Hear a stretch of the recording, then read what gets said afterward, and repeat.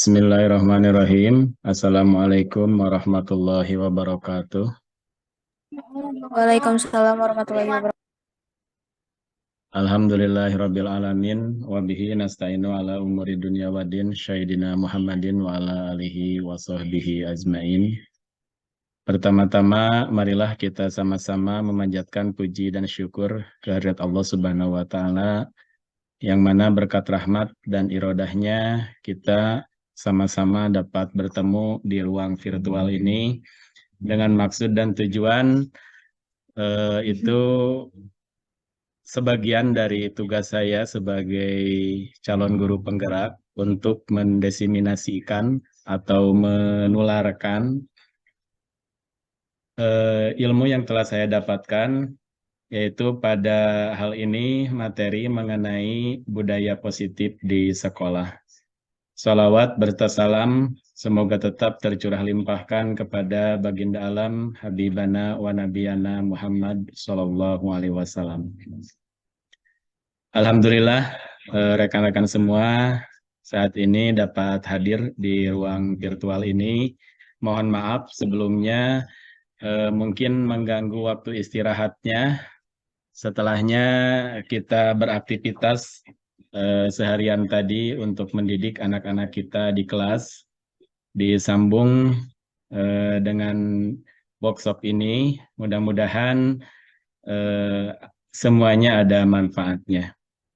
Nah, sekilas tentang kegiatan ini, saya itu sebagai guru penggerak Angkatan 8 dari SDN Purwaganda, Kabupaten Cianjur.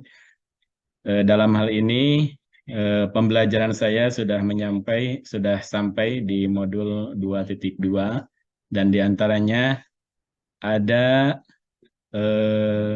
materi yang harus saya desiminasikan kepada rekan-rekan semua, para guru-guru hebat, dan ini alhamdulillah nampak hadir juga dari luar SDN Purwaganda. Di sini ada juga Ibu Salma Fadilah dari SDN Hegarmana 1, Kecamatan Sukaluyu. Terima kasih telah dapat hadir. Dan ini ada rekan-rekan calon guru juga dari mahasiswa Universitas Surya Kencana. Terima kasih atas kehadirannya di ruang virtual ini. Mungkin untuk mengawali perjumpaan kita, kita awali dengan membacakan doa. Membacakan doa surat Al-Fatihah di dalam hatinya masing-masing dimulai.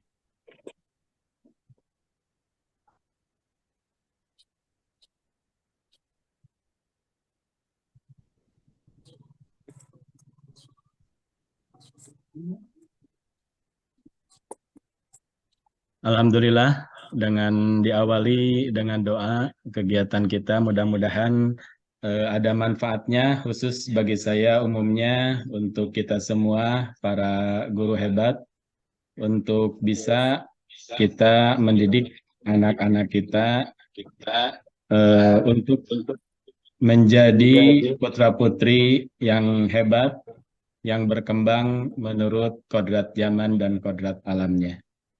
Mungkin sebelum saya lanjutkan ke materi inti yaitu mengenai budaya positif, di sini juga alhamdulillah nampak hadir Ibu Kepala Sekolah dari SDN Purwaganda. Terima kasih Bu KS atas kehadirannya. Mungkin dipersilakan untuk menyampaikan sepatah dua patah kata mengenai kegiatan ini. Selanjutnya, waktu dan tempat kami persilahkan kepada Ibu KS, Ibu Ika Grantika SPD dari SDN Purwaganda. Terima kasih. Tes ada tidak, Pak? Terima kasih kepada Ya, ada Bu, ada. terima kasih kepada Pak Haji Asep yang telah memberikan waktunya kepada saya untuk memberikan sambutan pada kegiatan hari ini. Sebelumnya Puji syukur kehadirat Ilahi Robi bahwa pada hari ini kita bisa melaksanakan unit tentang budaya positif. Salawat serta salam semoga tercurah limpahkan kepada Nabi Muhammad SAW. Alhamdulillah, setelah ada guru penggerak di SDN Purwaganda tercinta ini,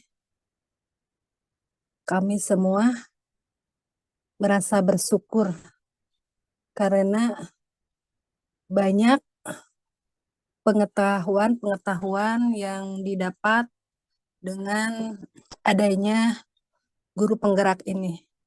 Manfaatnya bisa dapat kita rasakan.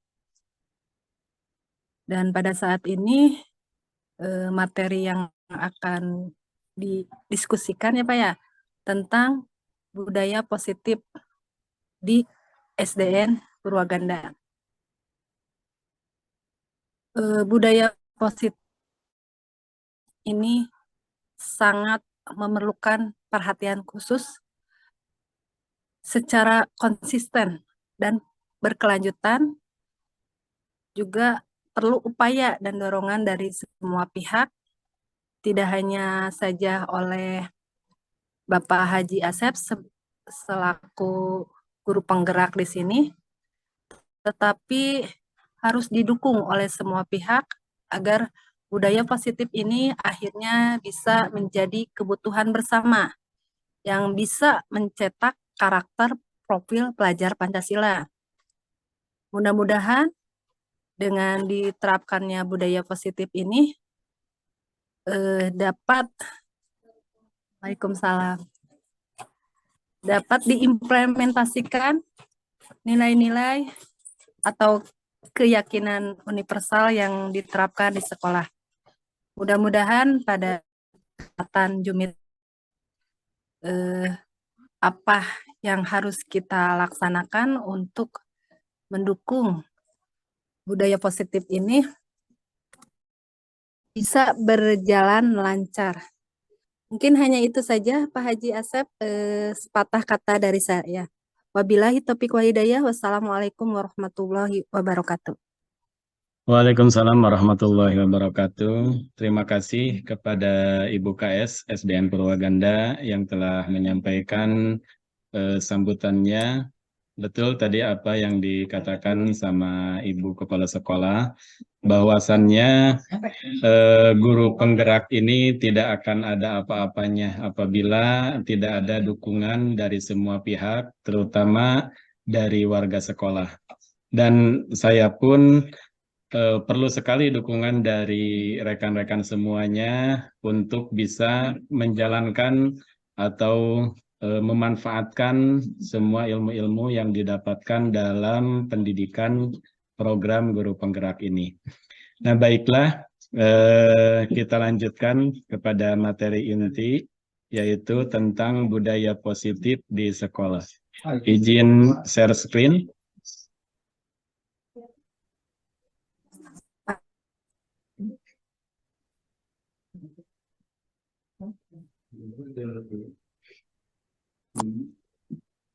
Nah, apakah sudah nampak slide-nya? Sudah Pak. Nah, perkenalkan, nama saya Asep Saiful Adnan, calon guru penggerak Angkatan 8 dari SDN Purwaganda, Kabupaten Cianjur. Di sini saya akan menyampaikan mengenai budaya positif yang harus kita terapkan di sekolah. Kenapa harus kita terapkan? Karena budaya positif ini adalah akan menghasilkan peserta-peserta didik yang berjiwa positif juga. Nah, pertama latar belakang kenapa budaya positif ini harus diterapkan. Pertama, karena suasana positif sangat mendukung dalam menciptakan pembelajaran yang kondusif. Karena dengan suasana yang positif, murid dan guru akan menemukan suasana dan kondisi pembelajaran yang menyenangkan.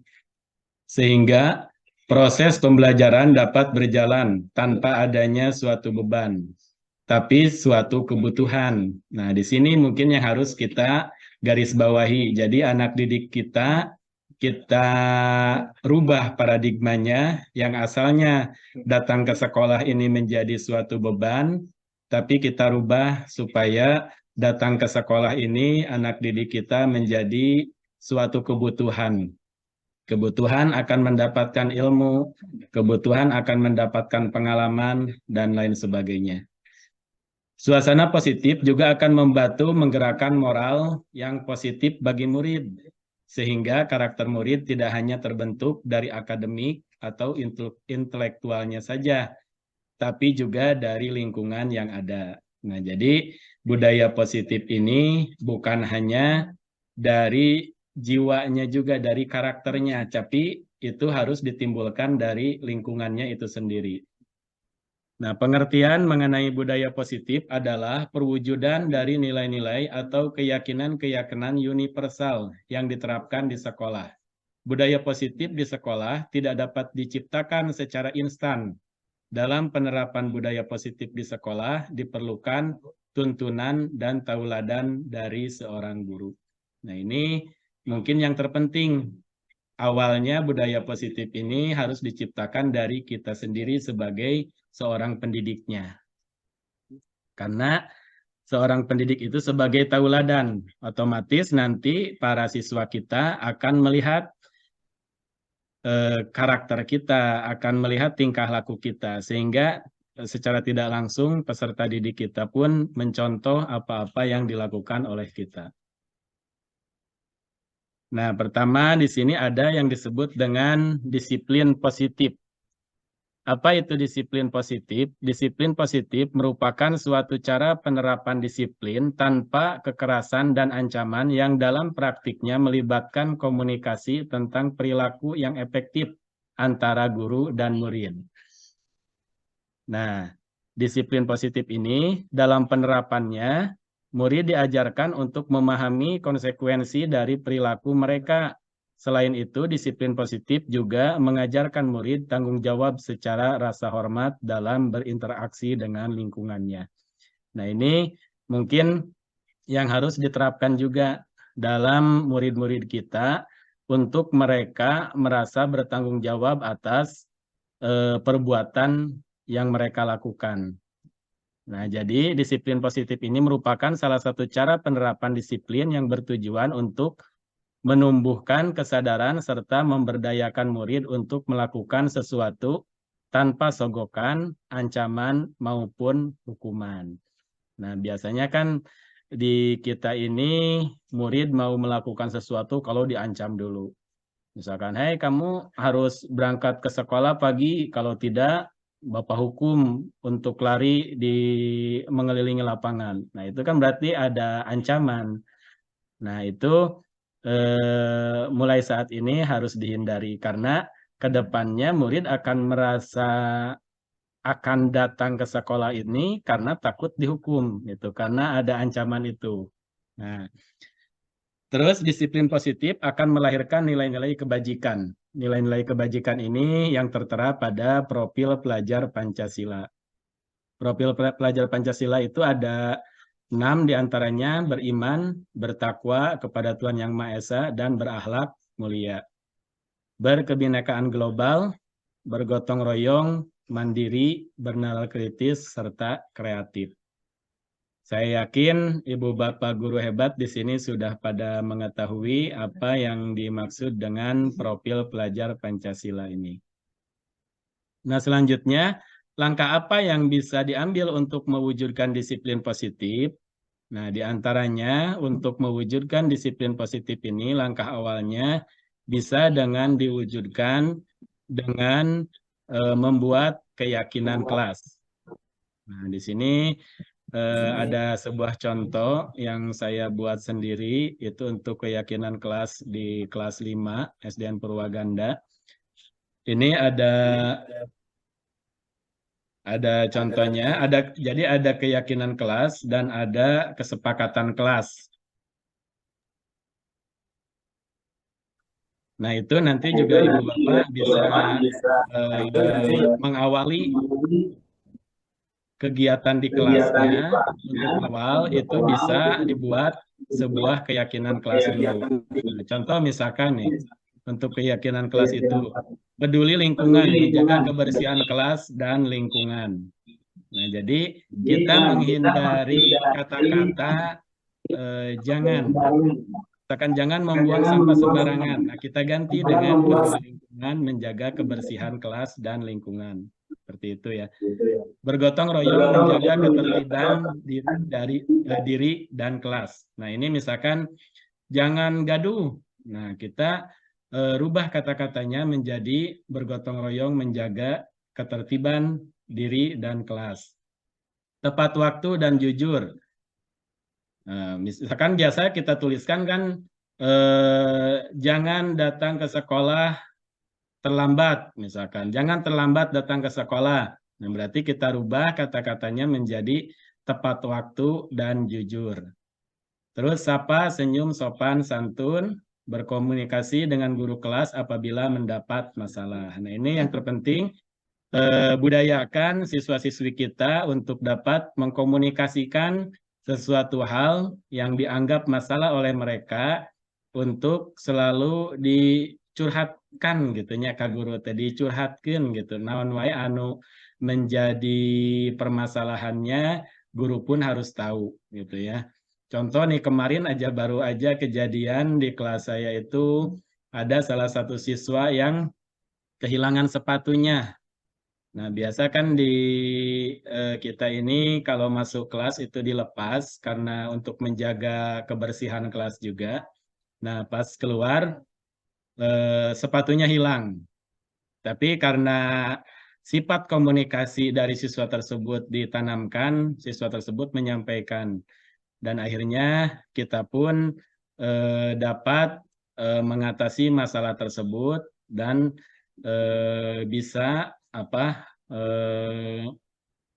menemukan gitu permasalahannya ini titik permasalahannya di mana bisa hilang sepatu mungkin ada yang jahil atau ada permasalahan di luar kelasnya gitu ya itu bisa kita gali gitu untuk permasalahannya.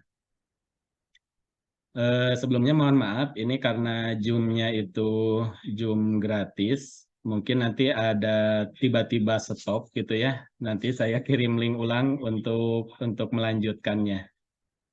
Nah, selanjutnya di sini kita membuat kesepakatan kelas. Misalkan kata-katanya boleh sesuai dengan yang disepakati oleh siswa-siswi kita.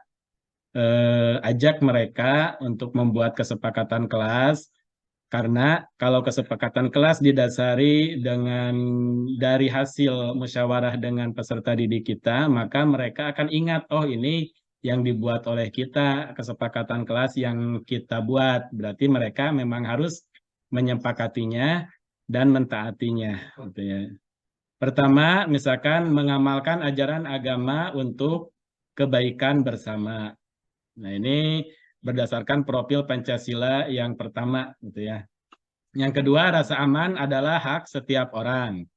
Nah, supaya itu dia tadi di kelas tidak ada kegaduhan, saling menghormati, tidak ada saling ejek atau istilah sekarang mah saling bully gitu ya dan lain sebagainya. Terus tertib saat belajar mengajar.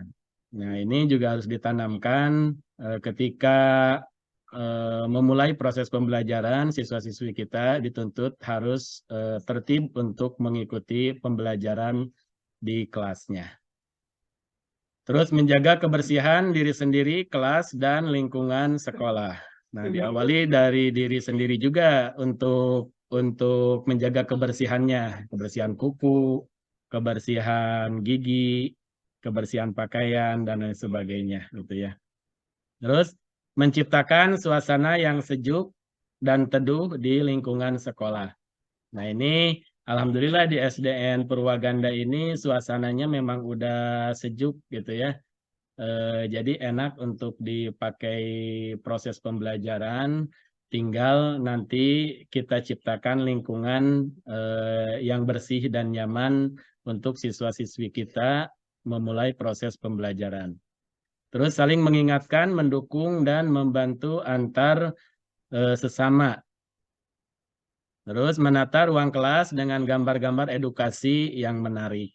Nah, ini mungkin kesepakatan-kesepakatan kelas itu boleh diterapkan di kelas rekan-rekan semuanya dan bisa ditempelkan untuk kesepakatan kelas dan keyakinan kelas ini supaya siswa-siswi kita tiap harinya dapat membaca gitu. Oh, ini kesepakatan kelas yang kita buat.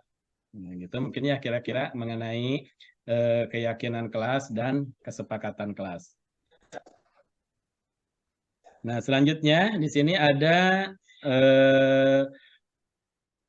kebutuhan dasar manusia. Nah, ini yang harus kita perhatikan terhadap siswa-siswi kita karena tidak luput manusia ini dari 5 kebutuhan ini. Apa 5 kebutuhan dasar manusia itu? Yang pertama yaitu kebutuhan bertahan hidup atau survival. Nah, di sini manusia akan berusaha untuk bertahan hidup. Biasanya dengan makan, minum, dan lain sebagainya itu untuk mempertahankan hidup mereka. Itu sudah kodrat alamnya gitu ya. Manusia untuk bisa bertahan hidup pasti akan berusaha untuk mempertahankan supaya mereka bisa hidup gitu ya. Yang kedua, kebutuhan akan kasih sayang dan rasa diterima atau love and belonging gitu ya, bahasa gaya nama gitunya. Love-lovean dan kasih sayang. Nah, itu sangat diperlukan oleh manusia. Kasih sayang itu tidak harus dari lawan jenis ataupun yang lainnya, tapi kasih sayang di sini kita sebagai guru terhadap peserta didik kita harus menciptakan rasa kasih sayang itu, gitu ya, sehingga peserta didik kita dapat dengan nyaman ketika berada di lingkungan sekolah ini. Terus kebutuhan selanjutnya itu kebutuhan akan penguasaan atau power. Nah, ini biasanya itu diciptakan oleh seorang manusia yang menjadi pemimpin gitu ya atau penguasa. Nah, ini biasanya kebutuhan ini akan datang ketika manusia tersebut atau orang tersebut menjadi seorang pemimpin gitu ya. Begitupun siswa-siswi kita bentuk misalkan struktur organigramnya, ada ketua kelasnya, ada wakil ketua kelasnya dan lain sebagainya. Itu juga untuk memenuhi kebutuhan dasarnya itu gitu ya, karena diantaranya kebutuhan dasarnya itu ada yang disebut dengan sebagai seorang penguasa. Terus kebutuhan akan kebebasan atau freedom. Nah, di sini kebebasan di sini ini selaras dengan kurikulum yang harus kita terapkan, yaitu diantaranya kurikulum merdeka. Di sini siswa-siswi kita bebas untuk mengungkapkan keinginan mereka ketika di kelas. Jadi kita pun sebagai seorang guru itu harus menyerap dulu apa itu bakat dan minat dari siswa-siswi kita sehingga mereka tidak tertekan untuk melakukan pembelajaran di kelasnya. Ya, yang selanjutnya yaitu kesenangan atau fun. Nah, ini kebutuhan sebagian kebutuhan dari manusia itu juga gitu ya, karena manusia butuh kesenangan gitu ya. Karena seharian misalkan belajar terus pembelajarannya dilakukan dengan monoton, misalkan dengan teknik wawancara misalkan atau pidato guru terus aja di depan misalkan siswa tidak terlibat sama sekali, misalkan siswa hanya menulis dan menulis, itu akan menjadi kejenuhan juga bagi mereka. Maka gak ada salahnya kita desain pembelajaran kita untuk menumbuhkan rasa senang siswa-siswi kita mengikuti pembelajaran kita di kelas. Nah, selanjutnya selain 5 kebutuhan dasar manusia, di sini saya akan menyampaikan mengenai 5 posisi kontrol. Awas jangan salah menyebut di sini ya. Nah, biasanya Bu Neng salah nyebut ya. Di sini ada 5 posisi kontrol. 5 posisi kontrol ini pertama ada kontrol sebagai penghukum, terus kedua ada kontrol sebagai pembuat rasa bersalah, terus ada kontrol sebagai teman, ada kontrol sebagai pemantau, dan ada kontrol sebagai manajer. Nah, mungkin dari rekan-rekan ada yang mau menjelaskan mengenai penghukum. Nah, ini misalkan ya, saya jelaskan kembali apa itu posisi kontrol sebagai penghukum. Ini mungkin biasa saya lakukan juga dan mungkin itu kesalahan-kesalahan yang harus kita perbaiki gitu ya ketika kita menemui peserta didik kita yang telah melanggar aturan atau yang sudah bersikap indisipliner atau tidak disiplin. Apa itu posisi kontrol sebagai penghukum? Yaitu seorang penghukum bisa menggunakan hukuman fisik maupun verbal. Orang-orang yang menjalankan posisi penghukum senantiasa mengatakan bahwa sekolah memerlukan sistem atau alat yang dapat menekan murid-murid lebih dalam lagi. Ciri khas sebagai penghukum itu biasanya suara tinggi, berbahasa tubuhnya mata melotot dan menghardik gitu ya. Misalkan ada siswa di kelas anu naik meja, "Hei, kamu naik meja," gitu kan, langsung gitunya secara naon teh, secara responnya langsung kita bertindak sebagai penghukum gitu ya. Terus ada juga sifat posisi kontrol itu sebagai pembuat merasa bersalah. Nah, di sini apa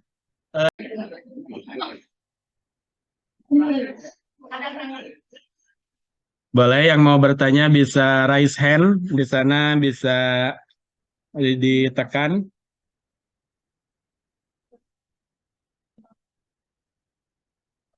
Dibuka dulu mic-nya, Bu. Mari di kamera.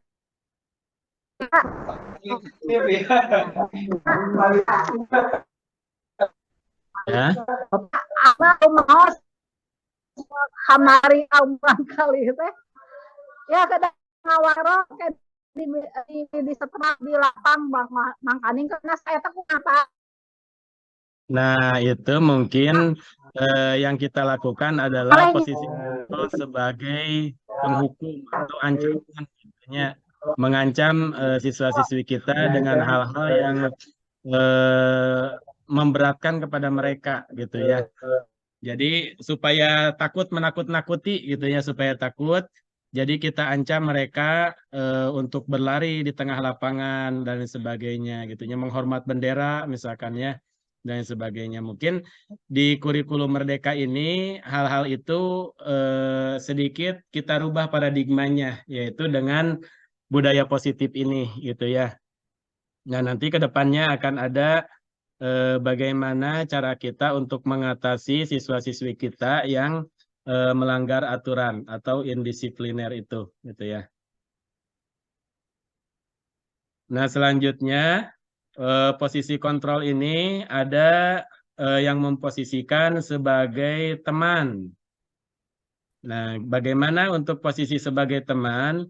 Di sini guru pada posisi ini tidak akan menyakiti muridnya, namun akan tetap berupaya mengontrol murid melalui pendekatan persuasif. Posisi ini dapat berdampak positif maupun negatif. Positifnya hubungan baik antara guru dan murid akan terjalin. Karena kita memposisikannya sebagai teman mereka gitu ya, otomatis murid-murid kita pun menjadi berani terhadap kita gitu ya, berani karena posisi kitanya memposisikan sebagai teman-teman mereka gitu ya. Namun negatifnya jika suatu saat guru tersebut tidak membantu, maka murid akan kecewa. Ciri khasnya itu ramah, akrab, dan bercanda. Nah, misalkan siswa kita membutuhkan bantuan dari kita untuk mengerjakan soal misalkan. Kita bantu murid-murid kita untuk mengerjakan soalnya. Kita bertindak sebagai teman mereka seolah-olah membantunya bukan dibantu bagaimana caranya, tapi misalkan dibantu terhadap isinya misalkan.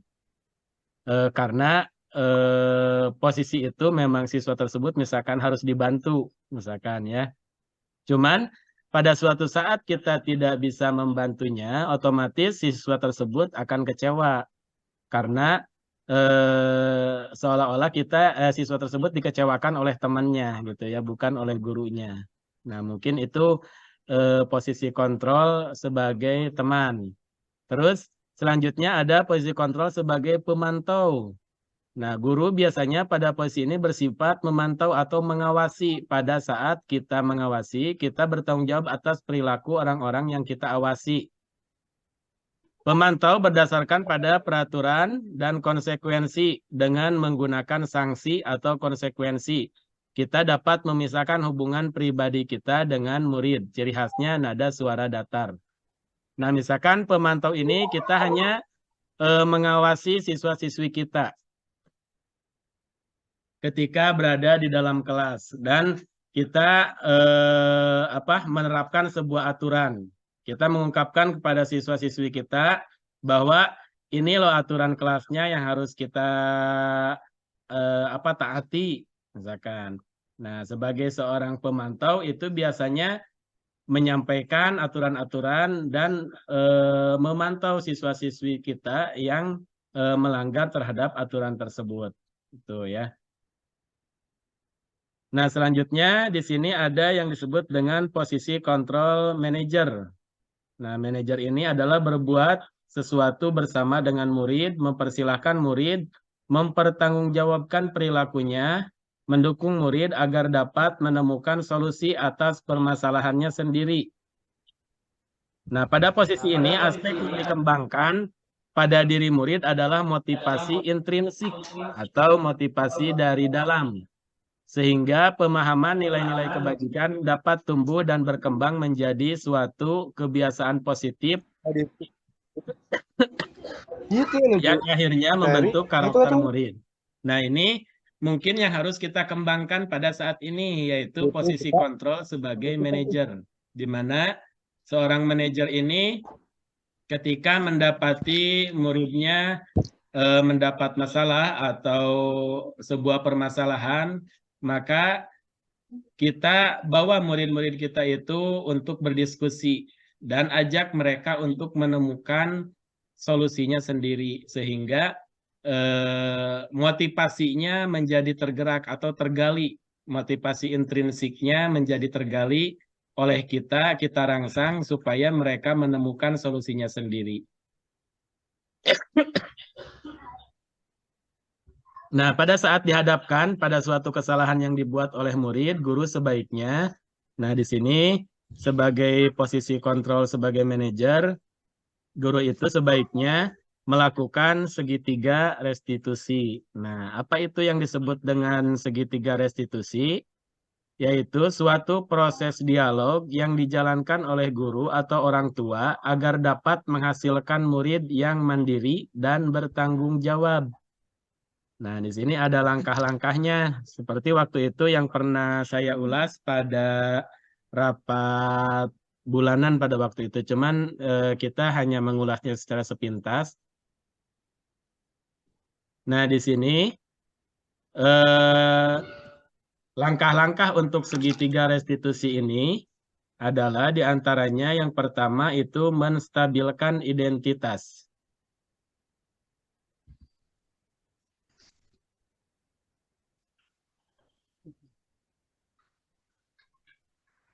Maaf, ditutup dulu, takut gak kerekam. Nah, langkah pertama itu menstabilkan identitas. Jadi, cara menstabilkan identitas itu ketika kita mendapati siswa kita yang indisipliner, maka kita tanya atau kita sebutkan bahwa tidak hanya kamu yang berbuat salah, tapi orang lain pun pernah berbuat salah seperti kamu, gitu, yang seperti yang dilakukan oleh kamu. Contoh misalkan kemarin misalkan ada yang menyembunyikan sepatu dari salah satu siswa kelas 5 misalkan. Ketika kita menemukan pelakunya, maka mungkin kita langkah pertamanya itu menstabilkan dulu identitasnya supaya mereka memang tidak terpojok gitu ya. Terus yang kedua, validasi tindakan yang salah. Nah, ini divalidasi dulu. Validasinya dengan cara menanyakan kenapa siswa tersebut melakukan tindakan yang indisipliner tersebut gitu ya. Jadi kita tanyakan dulu. Pasti mereka mengungkapkan kenapa dan ada apa alasannya. Misalkan siswa kita datang terlambat ke sekolah, maka kita jangan menghukumi langsung mereka, tapi kita stabilkan dulu identitasnya. Contoh misalkan siswa A datang terlambat ke sekolah. Kita panggil dan kita ajak dialog siswa tersebut yang kesiangan, misalkan kita stabilkan dulu identitasnya. Gak apa-apa kamu kesiangan, kemarin pun si B juga datang ke sekolah kesiangan. Nah, baru setelah itu kita validasi apa penyebabnya siswa tersebut datang kesiangan. Tuh ya, misalkan siswa tersebut mengungkapkan karena tadi di awal sudah kita stabilkan identitasnya, maka di langkah kedua pun siswa tersebut pasti mengungkapkan apa permasalahannya sampai datang ke sekolah gitu ya. Kalau di awal kita sudah menghukum, oh kamu kesiangan, sekarang kamu lari mengelilingi lapangan 10 keliling. Pasti kita tidak akan menemukan apa permasalahan siswa tersebut datang kesiangan. Nah, mungkin itu ya. Yang selanjutnya itu menanyakan keyakinan. Coba tanyakan kepada siswa yang kesiangan tadi, keyakinan apa yang mereka langgar. Nah, di sana kan tadi di awal sudah kita buat keyakinan kelasnya. Nah, maka otomatis siswa tersebut karena tiap hari dia baca keyakinan kelasnya, pasti dia bisa mengungkapkan, oh iya Pak, saya sudah melanggar keyakinan kelas yang nomor sekian gitu. Karena datang ke sekolah, saya udah terlambat. Nah, setelah itu baru kita berdiskusi bagaimana solusinya untuk siswa tersebut tidak datang kesiangan. Karena bisa jadi siswa tersebut datang kesiangan misalkan karena membantu orang tuanya di rumah, karena orang tuanya punya adik bayi misalkan, sehingga siswa-siswi kita harus membantu orang tuanya membereskan rumah dan sebagainya. Siapa tahu seperti itu gitu ya. Ataupun memang karena dia malas aja misalkan datang ke sekolahnya. Nah, pastinya kan itu juga nanti ditemukan solusinya untuk mereka keesokan harinya untuk tidak datang terlambat lagi ke sekolah. Nah, untuk menstabilkan identitas di sini kita berbuat salah itu tidak apa-apa. Contoh yang tadi ya, untuk menstabilkan identitas, berbuat salah itu tidak apa-apa. Teman kamu pun kemarin pernah melakukan hal yang sama. Contoh seperti itu untuk menstabilkan identitas itu. Yang selanjutnya, untuk validasi tindakan yang salah, nah bisa kita melontarkan pertanyaan-pertanyaan seperti ini. Kamu pasti punya alasan mengapa melakukan hal ini, gitu kan? Ya, selanjutnya misalkan kamu patut bangga pada dirimu sendiri karena kamu telah melindungi suatu yang penting buatmu. Jadi kita lontarkannya kepada hal-hal yang positif gitu ya. Jadi dengan bahasa yang positif juga nantinya akan timbul sesuatu hal yang positif bagi siswa-siswi kita. Misalkan dengan kamu boleh mempertahankan sikap itu, tapi kamu harus menambahkan sikap yang baru. Contoh misalkan sikap di sekolahnya itu seperti salah satu siswa kita misalkan yang suka gaduh di kelasnya.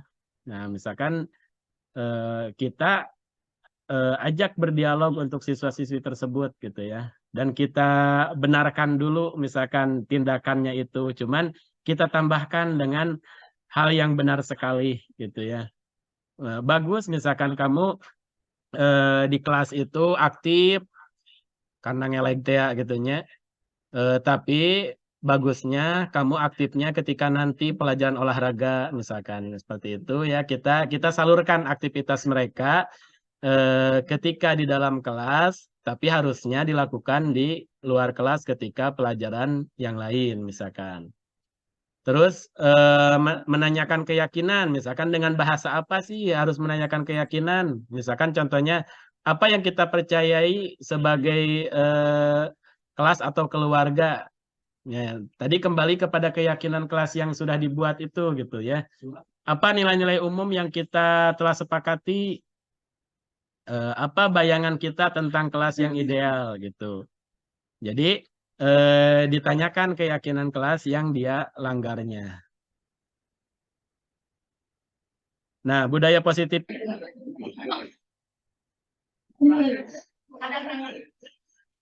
Boleh yang mau bertanya bisa raise hand di sana, bisa ditekan.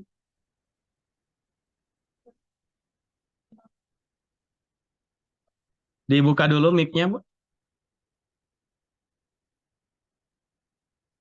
Mari di kamera.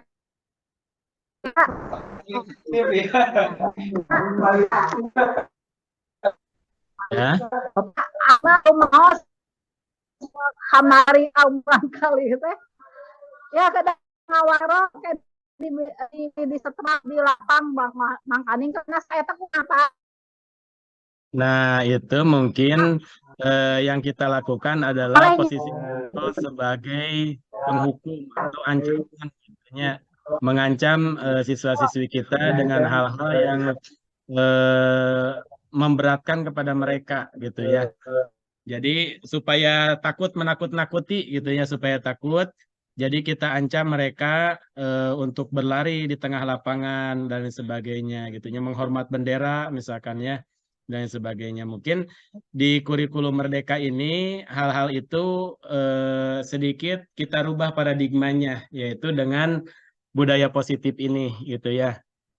Nah, nanti ke depannya akan ada bagaimana cara kita untuk mengatasi siswa-siswi kita yang melanggar aturan atau indisipliner itu, gitu ya. Nah, selanjutnya posisi kontrol ini ada yang memposisikan sebagai teman. Nah, bagaimana untuk posisi sebagai teman? Di sini guru pada posisi ini tidak akan menyakiti muridnya, namun akan tetap berupaya mengontrol murid melalui pendekatan persuasif. Posisi ini dapat berdampak positif maupun negatif. Positifnya hubungan baik antara guru dan murid akan terjalin. Karena kita memposisikannya sebagai teman mereka gitu ya, otomatis murid-murid kita pun menjadi berani terhadap kita gitu ya, berani karena posisi kitanya memposisikan sebagai teman-teman mereka gitu ya. Namun negatifnya jika suatu saat guru tersebut tidak membantu, maka murid akan kecewa. Ciri khasnya itu ramah, akrab, dan bercanda.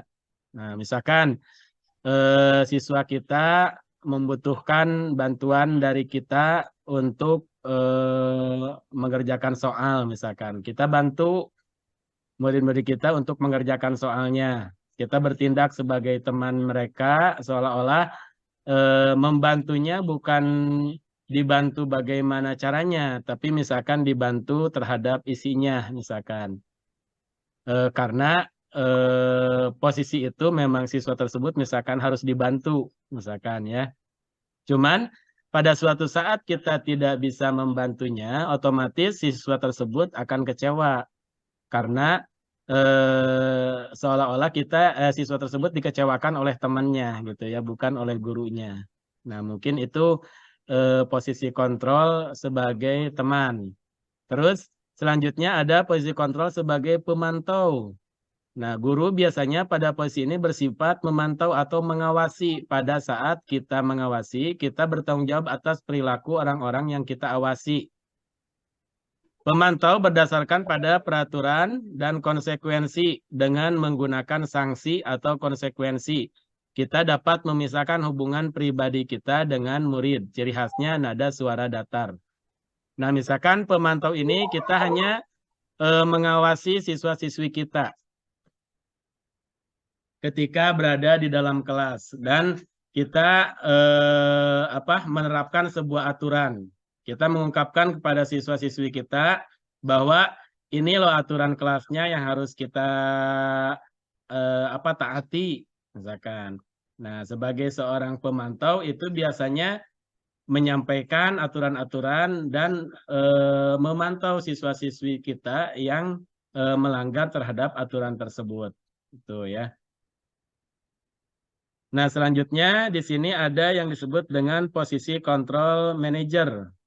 Nah, manajer ini adalah berbuat sesuatu bersama dengan murid, mempersilahkan murid mempertanggungjawabkan perilakunya, mendukung murid agar dapat menemukan solusi atas permasalahannya sendiri. Nah, pada posisi ini aspek yang dikembangkan pada diri murid adalah motivasi intrinsik atau motivasi dari dalam. Sehingga pemahaman nilai-nilai kebajikan dapat tumbuh dan berkembang menjadi suatu kebiasaan positif yang akhirnya membentuk karakter murid. Nah, ini mungkin yang harus kita kembangkan pada saat ini, yaitu posisi kontrol sebagai manajer, di mana seorang manajer ini ketika mendapati muridnya mendapat masalah atau sebuah permasalahan, maka kita bawa murid-murid kita itu untuk berdiskusi dan ajak mereka untuk menemukan solusinya sendiri sehingga motivasinya menjadi tergerak atau tergali, motivasi intrinsiknya menjadi tergali oleh kita rangsang supaya mereka menemukan solusinya sendiri.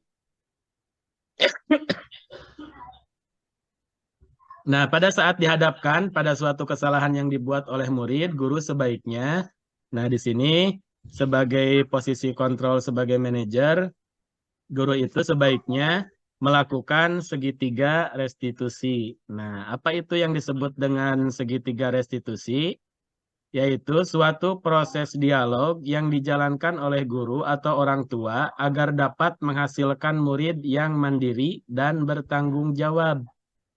Nah, di sini ada langkah-langkahnya. Seperti waktu itu yang pernah saya ulas pada rapat bulanan pada waktu itu. Cuman kita hanya mengulasnya secara sepintas. Nah, di sini langkah-langkah untuk segitiga restitusi ini adalah diantaranya yang pertama itu menstabilkan identitas.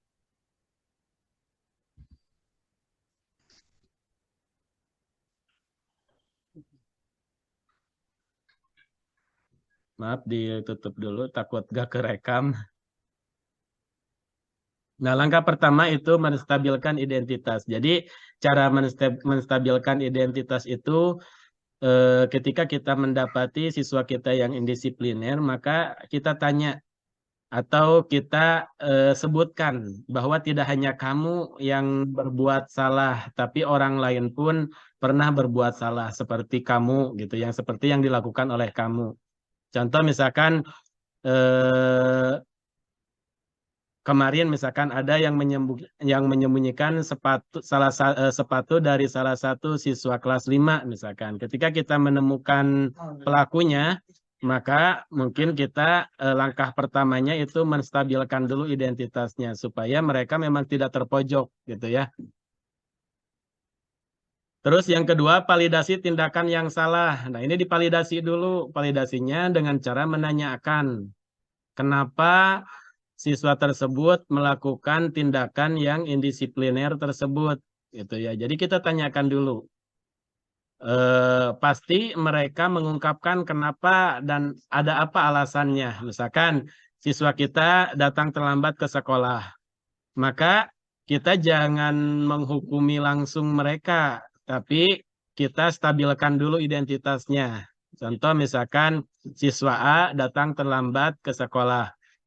Kita panggil dan kita ajak dialog siswa tersebut yang kesiangan, misalkan kita stabilkan dulu identitasnya. Gak apa-apa kamu kesiangan, kemarin pun si B juga datang ke sekolah kesiangan. Nah, baru setelah itu kita validasi apa penyebabnya siswa tersebut datang kesiangan. Ya, misalkan siswa tersebut mengungkapkan karena tadi di awal sudah kita stabilkan identitasnya, maka di langkah kedua pun siswa tersebut pasti mengungkapkan apa permasalahannya sampai datang ke sekolah, gitu ya. Kalau di awal kita sudah menghukum, oh kamu kesiangan, sekarang kamu lari mengelilingi lapangan 10 keliling, pasti kita tidak akan menemukan apa permasalahan siswa tersebut datang kesiangan. Nah, mungkin itu ya. Yang selanjutnya itu menanyakan keyakinan. Coba tanyakan kepada siswa yang kesiangan tadi, keyakinan apa yang mereka langgar. Nah, di sana kan tadi di awal sudah kita buat keyakinan kelasnya. Nah, maka otomatis siswa tersebut karena tiap hari dia baca keyakinan kelasnya, pasti dia bisa mengungkapkan, oh iya Pak, saya sudah melanggar keyakinan kelas yang nomor sekian gitu. Karena datang ke sekolah saya udah terlambat. Nah, setelah itu baru kita berdiskusi bagaimana solusinya untuk siswa tersebut tidak datang kesiangan. Karena bisa jadi siswa tersebut datang kesiangan misalkan karena membantu orang tuanya di rumah, karena orang tuanya punya adik bayi misalkan, sehingga siswa-siswi kita harus membantu orang tuanya membereskan rumah dan sebagainya. Siapa tahu seperti itu gitu ya. Ataupun memang karena dia malas aja misalkan datang ke sekolahnya. Nah, pastinya kan itu juga nanti ditemukan solusinya untuk mereka keesokan harinya untuk tidak datang terlambat lagi ke sekolah. Nah, untuk menstabilkan identitas di sini kita berbuat salah itu tidak apa-apa. Contoh yang tadi ya, untuk menstabilkan identitas, berbuat salah itu tidak apa-apa. Teman kamu pun kemarin pernah melakukan hal yang sama. Contoh seperti itu untuk menstabilkan identitas itu. Yang selanjutnya, untuk validasi tindakan yang salah, nah bisa kita melontarkan pertanyaan-pertanyaan seperti ini. Kamu pasti punya alasan mengapa melakukan hal ini, gitu kan? Ya, selanjutnya misalkan kamu patut bangga pada dirimu sendiri karena kamu telah melindungi suatu yang penting buatmu. Jadi kita lontarkannya kepada hal-hal yang positif gitu ya. Jadi dengan bahasa yang positif juga nantinya akan timbul sesuatu hal yang positif bagi siswa-siswi kita. Misalkan dengan kamu boleh mempertahankan sikap itu, tapi kamu harus menambahkan sikap yang baru. Contoh misalkan sikap di sekolahnya itu seperti salah satu siswa kita misalkan yang suka gaduh di kelasnya. Nah, misalkan kita ajak berdialog untuk siswa-siswi tersebut gitu ya. Dan kita benarkan dulu misalkan tindakannya itu, cuman kita tambahkan dengan hal yang benar sekali gitu ya. Bagus misalkan kamu di kelas itu aktif karena ngelek gitu ya. Tapi bagusnya kamu aktifnya ketika nanti pelajaran olahraga misalkan seperti itu ya. Kita salurkan aktivitas mereka ketika di dalam kelas, tapi harusnya dilakukan di luar kelas ketika pelajaran yang lain misalkan. Terus menanyakan keyakinan, misalkan dengan bahasa apa sih harus menanyakan keyakinan? Misalkan contohnya apa yang kita percayai sebagai kelas atau keluarga. Ya, tadi kembali kepada keyakinan kelas yang sudah dibuat itu gitu ya. Apa nilai-nilai umum yang kita telah sepakati? Apa bayangan kita tentang kelas yang ideal gitu. Jadi ditanyakan keyakinan kelas yang dia langgarnya. Nah, budaya positif ini akan tercipta ketika seorang guru telah dapat mengetahui 5 kebutuhan dasar muridnya, yang tadi ya 5 kebutuhan dasar manusia, dapat menumbuhkan motivasi intrinsik, yaitu apabila kita menerapkan tadi segitiga restitusi. Jadi motivasi intrinsiknya keluar daripada diri siswa tersebut dalam melakukan segala sesuatu sesuai dengan keyakinan dan nilai kebajikan. Dapat memposisikan diri sebagai manajer terhadap murid-muridnya dan mampu menyelesaikan serta memberi solusi atas kesalahan murid dengan menggunakan segitiga restitusi. Nah, ini segitiga restitusi ini mungkin hanya salah satu solusi. Mungkin ibu bapak guru hebat pun di luar sana menemukan solusi-solusi kita untuk menumbuhkan budaya positif di kelas kita untuk murid-murid kita. Ini ada suatu kata-kata mungkin yang saya buat. Mengajarlah dengan sepenuh hati, karena sesuatu yang disampaikan oleh hati maka akan dapat diterima dengan sepenuh hati juga. Nah, jadi saya mengajak kepada rekan-rekan semuanya untuk mengajar atau mendidik murid-murid kita itu dengan sepenuh hati kita, gitu ya. Karena sesuatu yang timbul dari hati itu akan dapat diterima oleh hati mereka juga, gitu ya, oleh hati siswa-siswi kita. Sebagai seorang guru, kita tidak dapat memaksakan tupai untuk dapat berenang atau ikan untuk pintar memanjat pohon. Maka kenalilah bakatnya. Nah, kita sama-sama tahu tupai itu biasanya melompat-lompat di pohon kelapa. Kita tidak bisa memaksakan untuk tupai itu dapat berenang atau ikan itu dapat memanjat, gitu ya. Begitupun siswa-siswi kita tidak bisa memaksakan si A ini untuk bisa bernyanyi, gitu ya, atau si A ini untuk dapat berhitung cepat dalam matematikanya, atau si B ini untuk dapat membaca dengan ejaan yang benar. Nah, tetapi kita harus sebagai seorang guru harus membimbingnya dan menuntun murid-murid kita untuk dapat berkembang sesuai kodrat alam dan kodrat zamannya, sesuai dengan bakat dan minatnya juga, gitu ya. Nah, kami guru penggerak ingin bersama-sama untuk terus bergerak dalam upaya memajukan kualitas pendidikan di negeri kita tercinta ini, Indonesia Raya.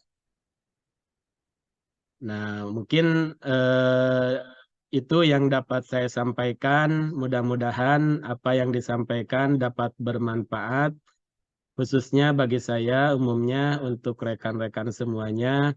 Mohon maaf atas waktunya yang terganggu, ya, waktu istirahatnya. Mohon maaf. Apabila ada pertanyaan sebelum ditutup, boleh? Biasanya Bu Elis gitunya. Bilih badena rosan gitu.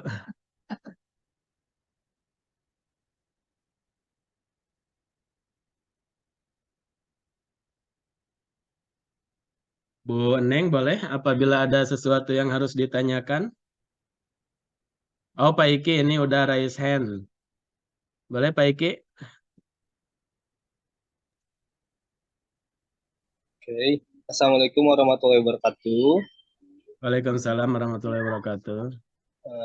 Perkenalkan, nama saya M. Rizky dari SDN Purwaganda kelas 4. Izin bertanya Pak, gimana kita mengatasi anak yang lambat gitu Pak? Terkadang kan kita anak lambat itu apakah harus disamakan pelajarannya dan atau harus ada dipisahkan itu. Nah, itu kita belum tahu gitu soal seperti itu Pak. Terima kasih. Assalamualaikum. Waalaikumsalam warahmatullahi wabarakatuh. Terima kasih atas pertanyaan dari Pak Kiki Rizky dari SDN Purwaganda. Kebetulan beliau mengajar di kelas 4 gitu ya. Di sini pertanyaannya, apabila menemukan siswa yang terlambat, mungkin terlambat di sini terlambat menyerap ilmu dari kita mungkinnya yang disampaikan, atau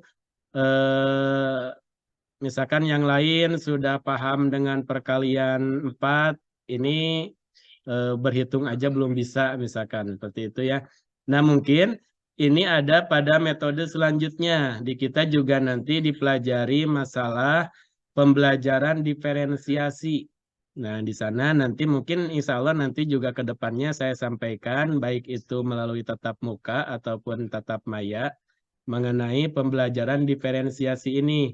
Nah, nanti di pembelajaran diferensiasi, kita mendesain pembelajaran itu sesuai dengan kebutuhan siswa. Karena tidak semua siswa kita ini sama gitu ya, karena different ini gitu ya, berbeda-beda. Ada yang siswa itu sukanya pada visual, misalkan kinestetik, dan lain sebagainya. Misalkan ada siswa yang visual, maka kita desain pembelajaran kita untuk dapat bisa ditampilkan dalam sebuah slide, sehingga siswa tersebut dapat tertarik dengan pembelajaran kita, gitu ya. Atau ada siswa kita yang lebih sukanya itu terhadap menggambar, misalkan. Nah, maka kita salurkan bakat minat mereka terhadap gambar mereka, gitu ya, terhadap minat dan bakat mereka. Terus bagaimana apabila ditemukan yang tidak yang lambat itu dia tadi gitu ya di kelasnya. Nah, mungkin itu kita harus melakukan pembelajaran khusus. Misalkan bisa kita lakukan pembelajaran di luar jam pelajaran. Misalkan ada siswa kita yang belum bisa baca misalkan. Nah, kita mungkin bisa melakukan bimbingan terhadap siswa-siswi kita yang belum bisa baca, cuman mungkin itu di luar jam pelajaran. Karena ketika belajar, mereka juga sama harus mengikuti pembelajaran seperti halnya teman-teman mereka yang sudah bisa baca, gitu ya. Namun pada intinya di sini bukan bermaksud untuk memisah-misahkan. Cuman apabila disatukan, cek bahasa Sunda nama bakal kagugusur tetap gitunya. Karena ini mah udah bisa maca, memahami, tapi siswa ieu mah boro-boro memahami, maca ge can bisa gitu. Otomatis kita harus membimbing khusus terhadap siswa tersebut. Nah, mungkin itu dari penjelasan saya. Mudah-mudahan tidak puas. Kita nanti dapat berjumpa kembali di pembelajaran berikutnya, yaitu ada di depan itu nanti yang sudah saya pelajari itu mengenai pembelajaran diferensiasi. Nah, ini mungkin saya juga lagi mendalami dulu mengenai pembelajaran diferensiasi ini, bagaimana dan harus seperti apa penerapannya di kelas. Cuman sepintas saya mempelajari memang betul siswa kita ini different atau berbeda-beda gitu ya, sehingga pembelajaran pun tidak bisa disamakan. Nah, mungkin itu apabila ada yang lainnya boleh sebelum ditutup. Nah, baik, kalau misalkan tidak ada, kita tutup saja pertemuan kita di ruang virtual ini. Terima kasih atas waktunya.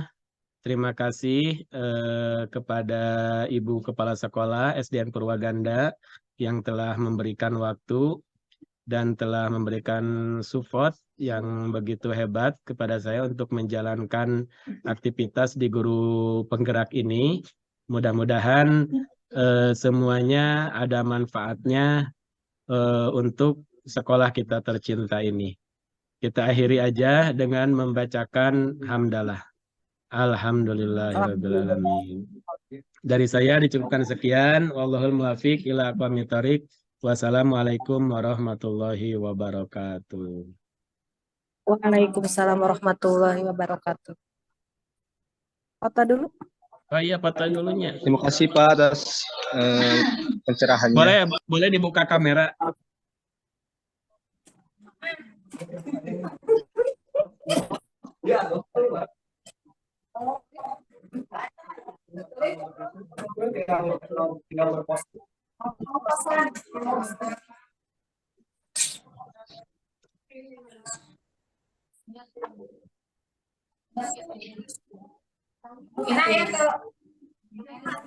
Abi mana tinggal di luar? Boleh bergaya.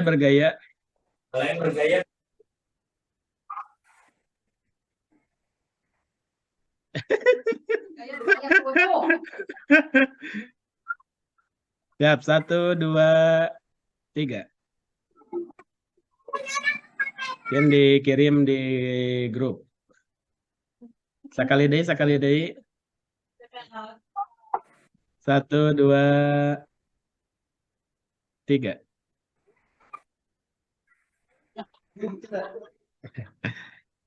Iya, terima kasih atas waktunya. Wassalamualaikum warahmatullahi wabarakatuh. Assalamualaikum warahmatullahi wabarakatuh. Saya Tania Triandini, siswa kelas 5 SDN Puraganda, Kecamatan Cikalong Kulon, Kabupaten Cianjur. Tanggapan saya setelah melakukan proses segitiga restitusi bersama Pak Asep, saya merasa senang karena termotivasi untuk bertanggung jawab atas kewajiban saya sebagai siswa dan mengajarkan kami untuk melakukan budaya positif, untuk berpakaian rapi, serta atribut lengkap dan disiplin waktu. Selain itu, saya juga merasa senang dengan cara Pak Asep dalam menyikapi kesalahan yang kami lakukan.